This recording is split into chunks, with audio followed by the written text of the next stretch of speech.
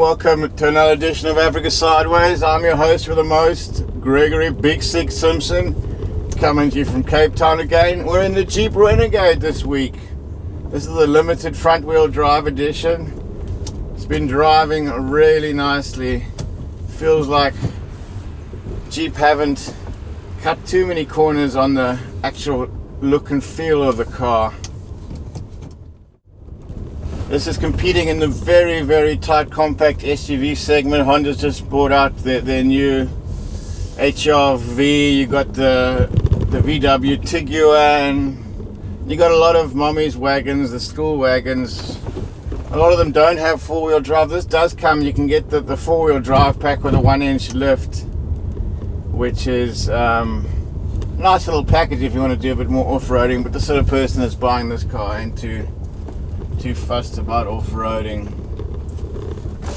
Nice sunroof here, and you can open her up like that. A little bit bright at the moment, so we'll leave that for a little bit later, but it is there if you need it. Nice touch. This car doesn't have tinted windows, which in Africa, I think you do need tinted windows, especially if you've got kids. In Europe, they're probably wanting to get every little bit of sun they can, and in Canada and places like that. So, little tweak there, Jeep. We need some tinted windows on this, please.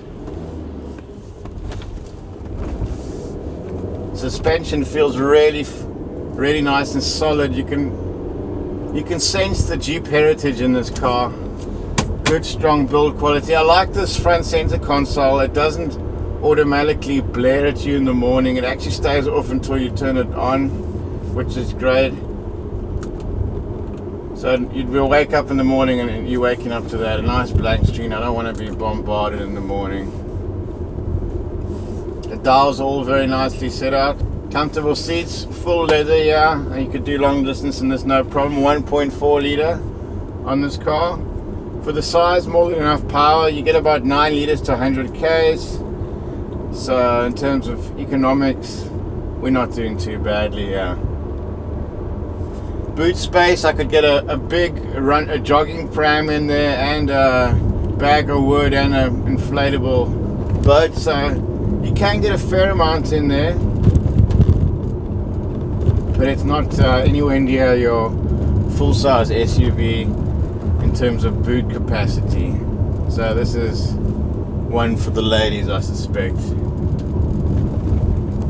On the downside, I'm going to be honest here, Jeep don't have a great reliability standing at the moment, and I have had some problems with the central locking, so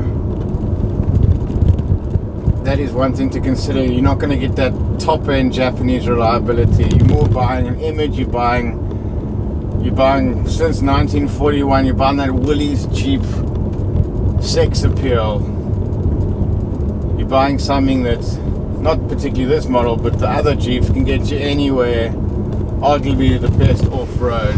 This does take a little bit of that, but also gives you a nice, soft, city, comfortable scenario. Of the soft roaders I've driven of late, I'm going to be honest, this feels the nicest to drive. Oh, I almost forgot. Another thing that this car has going for it. Oh, that sounds good. It's all there. It's very much all there. But anyway, this is designed for Americans, and as we know, Americans sometimes are a little bit round, so plenty of room here. Other cars, I'm 6 foot 100 kilos, so sometimes I'm feeling a little bit cramped. Not in this car. Lots of space to cruise, to schmooze, and to get lost. Hello, sailor. So all in all, very nice car to drive. Should do well in this tight segment. The styling I like the styling. It's something different. It doesn't look like every other car. I like the box shape. The headlights are great. They've done fantastically with that. Perfect sound system. Everything is very well laid out. Enough power, but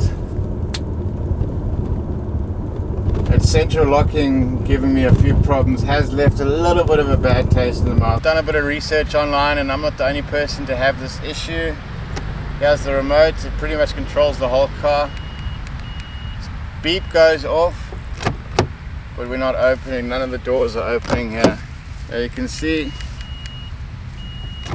nothing happening. So thankfully we got a spare key here. I'm not a spare key, the old-fashioned key, and there she opens.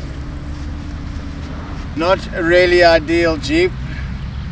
You're going to need to improve on this build quality if you're going to really make a proper run at this compact SUV market.